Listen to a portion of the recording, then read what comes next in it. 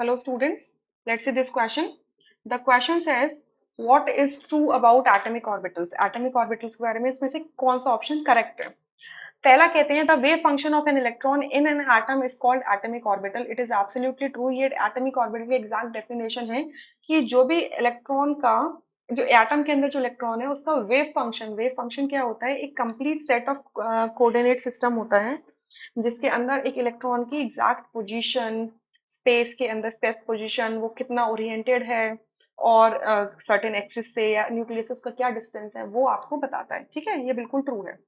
Second में कह रहे हैं, the square of the wave function of an electron in an atom is called an atomic orbital. नहीं, square of wave function आपकी probability कहलाती है. जब भी किसी वेव फंक्शन का हम स्क्वायर निकालते हैं तो वो probability of finding an electron in an atom कहलाती है. ठीक है, एटॉमिक ऑर्बिटल नहीं कहलाती है. थर्ड में कह रहे हैं, an atomic orbital can possess 3 electrons in some cases. It is absolutely false. किसी भी केस के अंदर, एक्सेप्शन में भी, कभी भी एक ऑर्बिटल 3 इलेक्ट्रॉन कैरी नहीं कर सकता. मैक्सिमम 2 इलेक्ट्रॉन कैरी करता है, एंड वो भी ऑपोजिट स्पिन के. सो ये होता है आपका पॉली का जो एक्सक्लूजन प्रिंसिपल है उसके अकॉर्डिंग. ठीक है, पॉलीज एक्सक्लूजन प्रिंसिपल. क्लियर?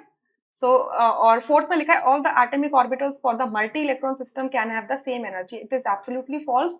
कि आपका अगर एक मल्टी इलेक्ट्रॉन सिस्टम है, मतलब एक सिस्टम के अंदर एक से ज्यादा इलेक्ट्रॉन है, तो उसके अंदर जो बैठे एटॉमिक ऑर्बिटल्स हैं उनकी सबकी सेम एनर्जी होगी. नहीं, एटॉमिक ऑर्बिटल्स की एनर्जी डिफरेंट होगी, चाहे वो मल्टी इलेक्ट्रॉन हो चाहे आपका सिंगल इलेक्ट्रॉन सिस्टम हो. ठीक है, it is according two of बाउ प्रिंसिपल.